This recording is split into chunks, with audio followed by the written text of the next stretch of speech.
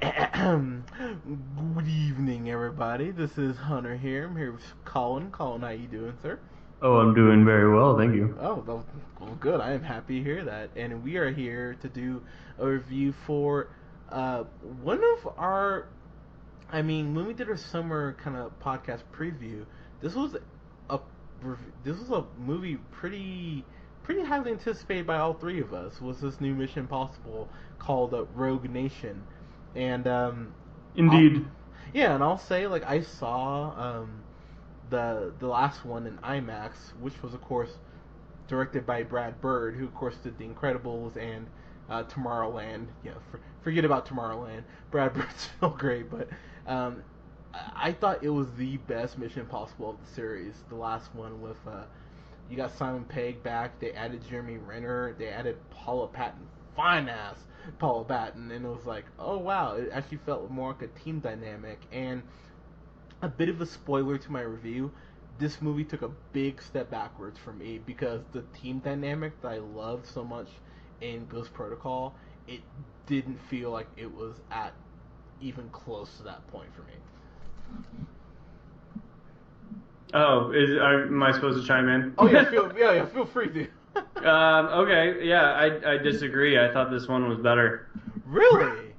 Yeah. Ooh, all right. I'm very intrigued to get into this now. So let's let's just kind of jump in. So of course Tom Cruise, who I think we can agree on this. He's one of the best, if not the best, action star right now. Because the fact he's doing all his own stunts, this shit's crazy. Like the stunt work in this movie is pretty incredible for the stuff that Tom Cruise does. I mean, say what you will about the guy, but goddamn, he's fearless. So my cap is off to you, kind sir. But Yeah, anyone that says anything bad about Tom Cruise, like, they're clearly not watching his movies. They're probably commenting on, him outside of, his movies and his personal life because he is a fantastic action star. he really is, and one of the movies that we both love so much is Edge of Tomorrow, and of course Jack Reacher, and this was Christopher. Oh god, I'm gonna butcher your name, sir. I'm sorry. McQuarrie, and he actually did Jack Reacher, and I believe he'll be doing Jack Reacher 2. He also did it. He actually also wrote one of my favorite movies. He wrote X-Men. He was a screenwriter on the Usual Suspects, and he was a writer on the Wolverine. So I'm a big fan of this man. So I thought he did a really good job with this. My Just to kind of jump into the plot here, it's God, what they're MI6. Sorry, IMF. IMF. IMF. Thank you.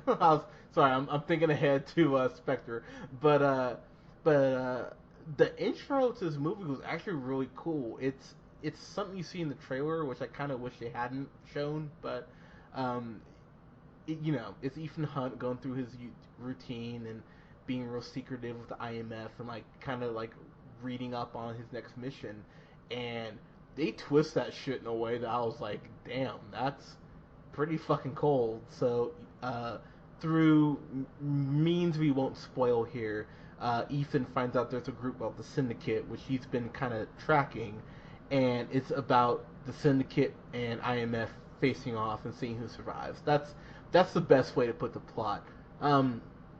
Just to kind of jump into a couple complaints here. My big thing, I love Jeremy Renner in Ghost Protocol. I thought the way they fleshed out his character and connected him to Ethan was really well done. And despite what you think of how they finished it off, I like the way they kept that tension up. Jeremy Renner is Hawkeye, and he's a really good action star. And the fact that he's pretty much regulated the court scenes in this movie, I was just like, I'm kind of disappointed in that. Vin Rames is back in this movie, who, of course, has been in the movies for the most part, playing Luther again. But I thought there's no reason for him to be in this. He didn't really do anything. If anything, this is Tom Cruise and Simon Pegg's movie. And Simon Pegg is Benji. He's great because I love Simon Pegg. But I don't know. I felt that team dynamic was took a step backwards in this movie. But your thoughts, Colin? Yeah, it sounds like you just wanted to see more Hawkeye, which is understandable. I didn't care. I love Simon Pegg and Tom Cruise. I'll watch them do a movie by themselves every time, and I have no problem with that. And they were awesome in this movie. Yeah, they were. This movie these two dudes are fantastic together. There's an entire scene where they're going through an opera, and I mean, that opera scene is like edge of your seat amazing. Yes, it is. And Simon Pegg is great. And the whole time there's this big just opera sequence going on, and the music is just like fantastic, going with the action that's going on, and Simon Pegg's kind of walking him through what he's doing. Tom Cruise is walking Simon Pegg what he's doing, and I mean this type of thing continues for the rest of the movie. I mean it's just one great action scene after another. I mean it's like non-stop awesome scenes. I mean, I absolutely adored this movie. Every scene from one to the next. I love Simon Pegg. He's one of my favorites. And Tom Cruise, like I talked about, is just fantastic in everything he's been doing in the last few years, action-wise and sci-fi-wise.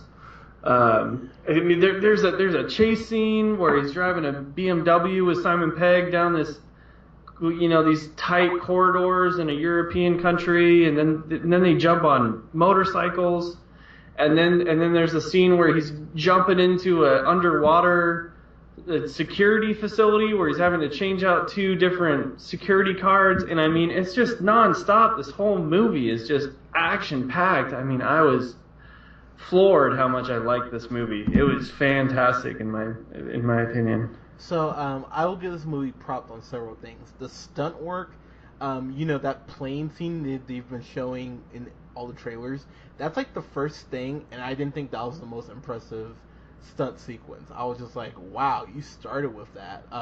There's this point where Tom Cruise is on a motorcycle with the motorcycle gang, and I was just sitting there like, there's a point he gets so low to the ground, I was like, dude, please don't hurt yourself. And that's one of the few complaints I have, is that there's this point where Ethan wipes the fuck out on this motorcycle, and it would have nice to have been like have them show a little damage. Like Tom Cruise is like not marked up until the very end of this movie, but this wipeout he has on his motorcycle and in this car that flips like 10 times with Simon Pegg in it, they're not like hurt at all, and I'm just like, okay, movie, like I get this is a spy thing, but have his eyes marked or his arms like bruised or something. But with that said, though, one thing they really did really well was this girl named Rebecca Ferguson, who plays and I'm so sorry I'm gonna butcher this,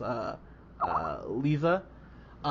She's like kind of like the Bond girl-esque person in this movie, and I never felt like she was 100% on Tom Cruise's side, or that she was 100% for government. Like, they do a good job of making kind of guess, like, is she, here to hurt Ethan, or is she here for her own agenda, or like almost like in a Catwoman type role. And I was like, I really appreciate that movie.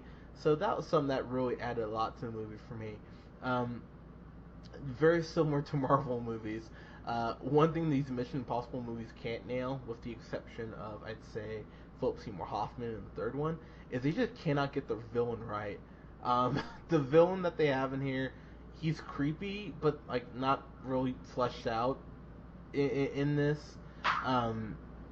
That was something I was just like, okay, like this is more about the stunts than the villain. I get that, but a little character development would have worked. And one thing I will give this movie is Alec Baldwin plays a guy named Alan Hunley, and he's like head of CIA, and he was awesome in this. And I'm not an Alec Baldwin fan. I never liked 30 Rock, but I thought he was good in this. So this movie has a lot more that works and it doesn't. I just thought the plot was a little convoluted myself. But Colin, please retort. Yeah, I like the plot. I think some of your problems with the movie are big nitpicks. I think you could make far more nitpicks against like Marvel movies if you really started to dive into like when people are should be getting hurt when they're not, they're comic book characters. Come on. So I mean, and as far as the villain goes, I didn't mind him. I thought he was creepy. I thought he was well established as how villainous he was. So I didn't mind the villain, and he was a real person. He wasn't a computer generated robot that would never exist in real life. So that was nice as well. Hey. There was no reason to do that. That was like. I never got to do my Age of Ultron review, so I'm throwing this in there since you're this one. So yeah, because Ultron was terrible in that movie. He was absolutely ridiculous looking. Yeah. So I mean, I love this movie. So. All right. What was your grade? Not much else to say. What was your grade? My grade was fan-fucking-tastic, absolutely. Alright, well, Ultron comments aside, I thought that this was really well done. Tom Cruise, you can make a very good case, is the best action star we have right now, which is crazy because he's like, I think he's gotta be at least 50. But, like, this dude, doing his own stunt work and all that, like, it reminds me very similar of how Jackie Chan did most of his own stunt work. I mean, it's kind of crazy how determined he is to do his own stunts, and I give him so much credit for that. Like I said, say what you will about him being, his religious views, he's a hell of an action star, so bravo to you, sir. I tip of the cap to you. Like I said, I stand by those nitpicks as they're being called. I thought this movie was really good. I just liked Ghost Protocol better. I thought it was a little better directed, and I thought the climax was a little better.